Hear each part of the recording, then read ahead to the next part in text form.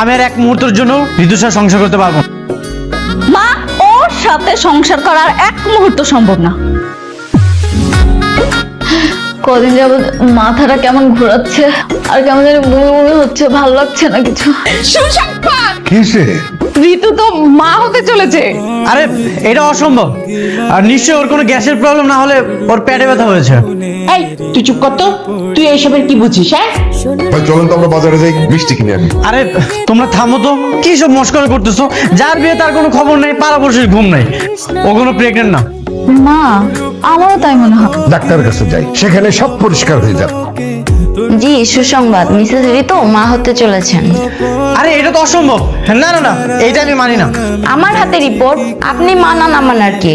আরে আমি তোর হাজবেন্ড। ও, ব্যাপারটা তাহলে টেনশনের। দেখেন, ফ্যামিলি ম্যাটার, ব্যাপারটা বাসায় গিয়ে আলোচনা করেন। আমার রিপোর্ট একদম ঠিক আছে। এখন ওনার অনেক টেক কেয়ারের প্রয়োজন, কোনো মানসিক চাপ দেওয়া যাবে না। তোমরা আমাদের ডিভোর্সের ব্যবস্থা করো। বললেই হলো, বৌমা প্রেগনেন্ট। সংসার তোদের করতেই হবে। আচ্ছা, এই বাচ্চার বাবাকে জাস্ট কিছুদিন হলো আমাদের বিয়ে হয়েছে, আমি তোকে টাচ পর্যন্ত করিনি। এই মিথ্যা কথা বলিস কেন? গতকাল রাত্রেও তো তুই আমার পাশে শুইলি, আমাদের টাচ লাগলো না? এরপরে তো তুই এই যে পরশুদিন বাইকে চড়ার সময় আমাকে কি সুন্দর করে বাইকের পিছনে জড়ায় নিয়ে বসলি। তুই মিথ্যা বলিস কেন?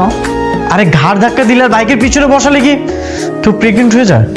এই থাম তো তোরা, যা হবার হয়েছে। এই অবস্থা কখনোই ডিভোর্স হয় না। তোমাদের বলে না কোনো লাভ নেই, তোমরা যা ইচ্ছা তাই করো। আমি আমার ব্যবস্থা করতেছি। বলতে যাচ্ছিলাম, আমি ডিভোর্স করতে চাচ্ছি, আপনি একটা ব্যবস্থা করে দেন। আচ্ছা, করাই দেওয়া যাবে, কোনো সমস্যা না। কিন্তু একটা সমস্যা আছে। কি সমস্যা বলেন? আমার ওয়াইফ তো প্রেগনেন্ট। আপনার